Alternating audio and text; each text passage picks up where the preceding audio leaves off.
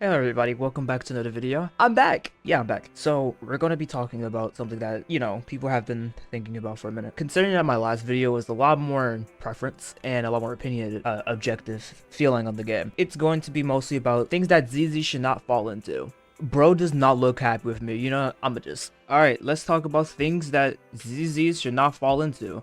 Whether it's, things that really should not be part of the game or things that should actually be fixed immediately. Let's start off with something that people have been scared about for a long time, which is HP inflation. Now, do I think that HP inflation can be removed? Hell no. This is a gacha game. Gacha games don't necessarily have things that they can necessarily move like this. HP and inflation combined with power creep can only be slowed down. That's all that can happen. It comes to a point where it gets way too fast to where literally every 2 patches a character comes out, the previous character is no longer good, then it's a problem. But there is ways for them to slow it down. To be honest, the topic of HP inflation is a lot more in depth, about it, But just having the fact that HP inflation going by super fast is always a problem to me. It should slow down. That's where it should be at. It's the same thing with power creep. Now, on to the second topic. We have something that actually really needs to be fixed, which I think they might change. I don't know, but it's mostly about the farming in this game. As you may notice, if you play this game, you look at guides, all the good stuff, you get to see your build for any character. Like, say, for example, you get Miyabi. You go ahead and try to max her out.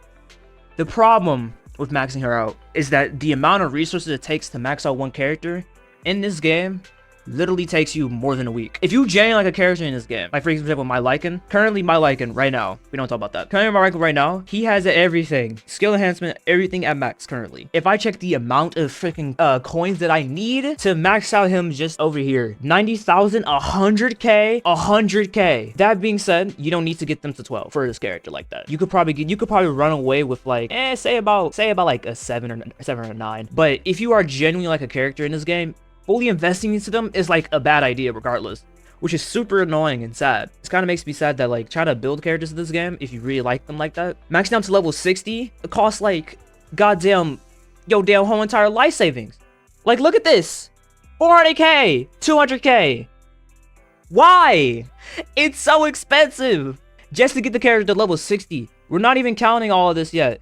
I really do think that the next time that they actually try to fix farming is that they need to either do something about how to get it much more consistently, because every day when I play, it takes me forever to max out just one character.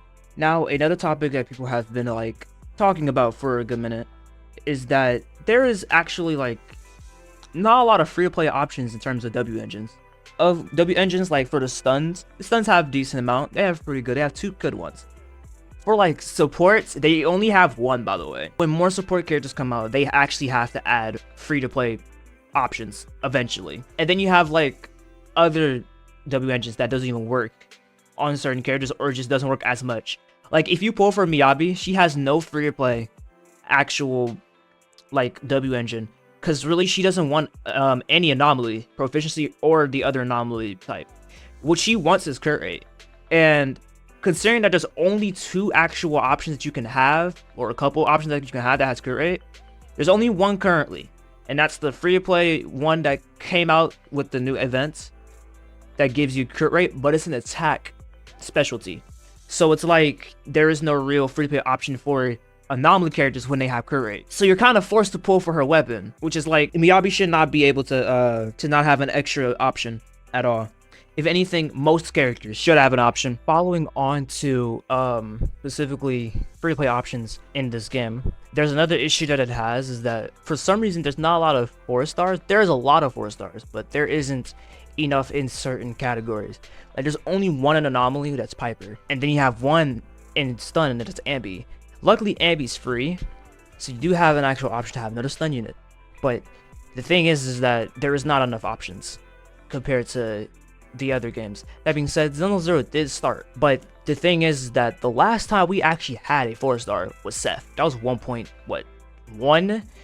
and we're at 1.4 right now. My thing is that I hope that they actually introduce a new character in 1.6, because 1.5 we're getting a 4-star. I hope 1.6 introduced a 4-star that's actually good, and that's either in the anomaly or stun category, or they could be an entirely different new thing.